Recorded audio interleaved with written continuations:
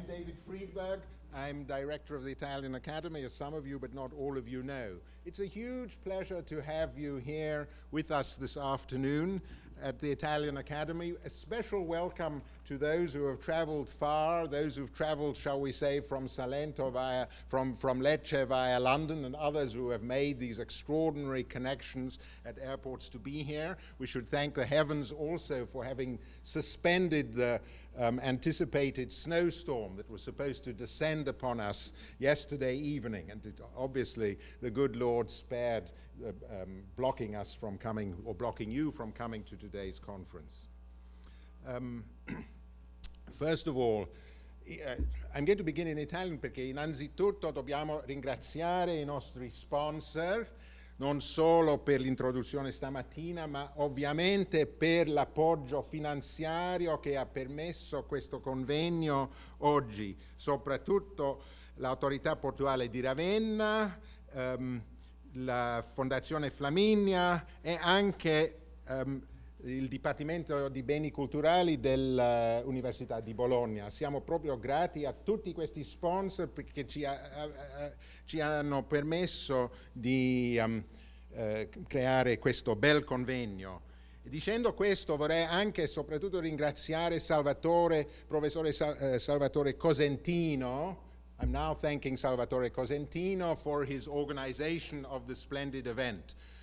All of you who are interested in the history of art, the history of culture, ancient history, technologies, and so on, should think about the Italian Academy and the kinds of fellowships which we offer here. And I say that not as it were to blow our own trumpets, because we have as many applications as we possibly can cope with, but because Salvatore Cosentino represents one of the finest examples I could imagine of the kinds of collaboration that we have with Italian scholarship and Columbia University. Salvatore was a fellow of the Italian Academy a couple of years ago. He was a linchpin of our seminars. He showed exemplary prowess in his keeping everyone attentive to the documents. He made us aware of the economic substrate of the kinds of art and techniques which we're going to be studying this afternoon. So perhaps we could just interrupt this little introduction of mine by giving Salvatore a special round of applause. Salvatore.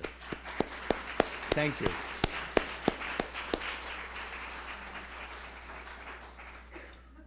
You know, all of us, I always think that all of us who have seen the mausoleum of Galla Placidia, the church of San Vitale, or the churches of San Vitale, Sant'Apollinare Nuovo, and above all those wonderful greeny, bluey mosaics of San Apollinare in Classe. All of us, I think, should become students of Byzantine art, just on the basis of the mosaics of Ravenna. Who could resist? Every time I go back to Ravenna, I think to myself, what a wasted opportunity. Here I've been mucking about with the Seicento when I could have been studying the mosaics that were produced by the great Byzantine rulers of Ravenna. So it's especially an honor to have this event here today. You know that most of us who were organizing this conference felt that we were going to hold it in our rather charming library upstairs. I think some of you were there this morning. But when we saw that we were going to have as many as you all are here, we moved proceedings to this theater. So all I can do is welcome you to the Academy, hope that you will come back, and wish you all an extraordinarily exciting and fertile conference. I repeat my gratitude to those of you who've made the long journey to be here. There's an exceptionally large proportion of people who have come from overseas to be with us today. I've seen many new faces and some old friends. I'm very glad that this conference, it's part of my duty to welcome you all, but I'm above all glad that the salutation, as it were, the valediction, I should say, will be given by the valedictory summary, I suppose, will be given not only by John Holden, who is more local, but my very old friend, Judith Heron. I think we first met, there's a slightly romantic element in this, I suppose, because we first met at the Birmingham Byzantine Conference in 1976, I think it was. So it's a particularly touching moment that we should have a re-meeting on this occasion after so many years, in the course of which Byzantine studies has flourished as never before. So may this conference contribute to the ever greater flourishing of Byzantine studies in America, in Italy, in the rest of Europe. And with this, I welcome you here once again and give the floor to my colleague, Salvatore Cosentino. Thank you very much.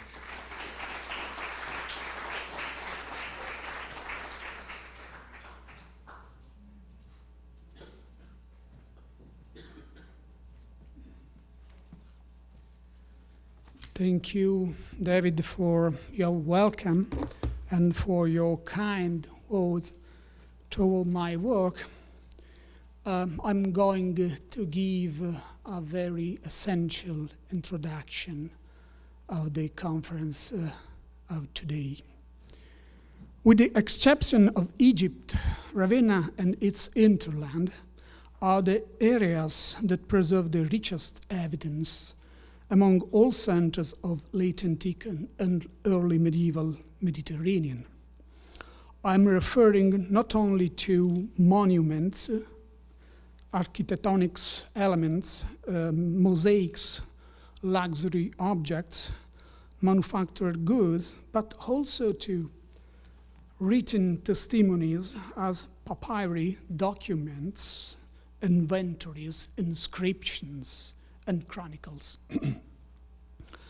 Since the first half of the 9th century, people living in Ravenna, as Agnellus, the first historian of the city, were well aware of such richness. The idea of Ravenna as a living mining of glorious antiquities, coupled in the political medieval imagery with its perception as a residence of the last Roman emperors. From Charlemagne to the Ottonians and up to the Hohenstaufen, a subtle fil rouge links our city to an idea of power and political legitimacy. Important antiquarian researches have been devoted to its historical tradition since the Renaissance until the beginning of the 18th century, when the Benedictine Benedetto Bacchisio published the Editio Princeps of the Liber Pontificalis Sive Vitae Pontificum Romanorum by Andrea Agnellus from the Codex Extensis Latinus 371.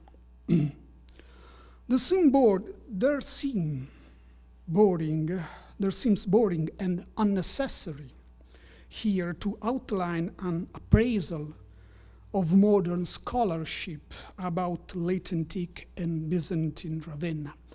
Other scholars in this room, furthermore, will be much better qualified than me in undertaking a similar task.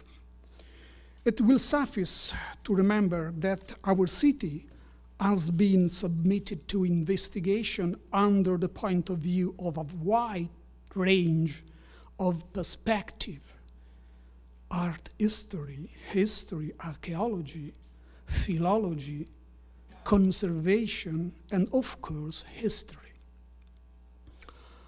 Art history and archaeology, after the pioneering works of Corrado Ricci and Giuseppe Gerola, found a fundamental publication in the Hauptstadt des spätantiken Abendlandes by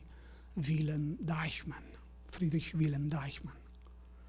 After it, several other distinguished scholars as Raffaella Faroli Campanati, Clementina Rizzardi, Irina Andrescu Treadgold have produced valuable contribution on urban topography, architecture, mosaics, luxury object, visual representations, up to the recent monograph by Mariette Verhoeven on the early Christian monuments of Ravenna.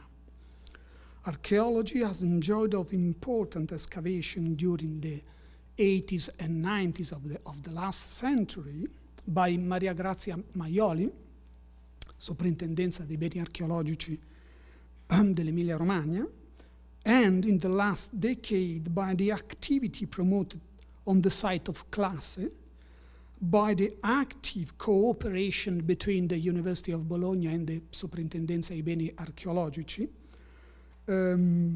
with a joint excavation directed by Andrea Ugenti and Maria Grazia Maioli. Between 1955 and 1982, a paleographer coming from Sweden, Jan Olof Tjäder, was able to decipher more than 50 papyri, more than 50 non-literary papyri, which originally have pertained to the archive of the Church of Ravenna.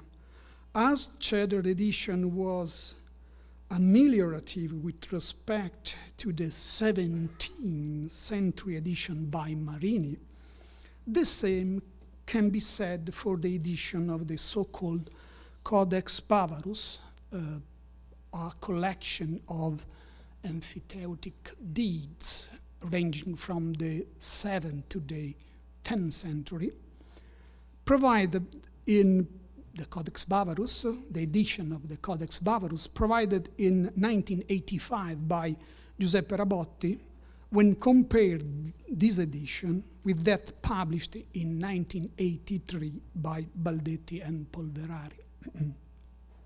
As history, between 1969 and 1991, Ravenna and the Exarchate have been investigated as a regional society of the Byzantine Empire in important monographs or edited books as those by André Guillou, Tom Brown, Oleg Borodin, and Antonio Carile. In 2010, Deborah Deliannis, after having produced a new good edition of the Liber Pontificalis by Agnellus in the Latin series of the Corpus Christianorum, wrote an up-to-date, very useful scholarly vademecum on Ravenna in late antiquity. This brief sketch of historiography is simply to say that it would be pretentious to organize a conference on late antique and Byzantine Ravenna while proclaiming, yes, this is a new and innovative perspective. It's almost impossible. More modestly, reader, it's possible to conceive a workshop with the purpose of discussing new data and new methods of investigation on the history of Ravenna under the period in question. This is, in these last 2 decades, in fact, a number of rescue excavation as well as intensive works on Classe have put to light new pieces of evidence which have enormously improved the framework of our knowledge. Today, we know much more better not only the most famous monumenta et documenta of Ravenna, but the minute objects of its cultural legacy. Our understanding of the social and cultural character of the post-Roman Mediterranean is changed as well, showing a degree of integration among different provincial societies and economic dynamism, which was absolutely unthinkable at time of Willem Deichmann. The approach proposed in this conference is neither that of coping with craftsmanship as a wall of manufactured goods, nor that of studying single items of it, as precious as they may be. Rather, the focus should be on taste, on patronage and on economic structures that featured the existence of an artisanal production in late antique and early Byzantine Ravenna. In other words, what should be the key interest of this meeting is how the system worked. This question is particularly meaningful for the current status of research on Ravenna. We know today a great deal of evidence about its material culture as well as its prestigious buildings. But the operating principle of the Ravennate economy and its interplay with Italy and the Mediterranean are still unclear and patchy. I hope that this conference might offer some useful insight in this direction. Thank you.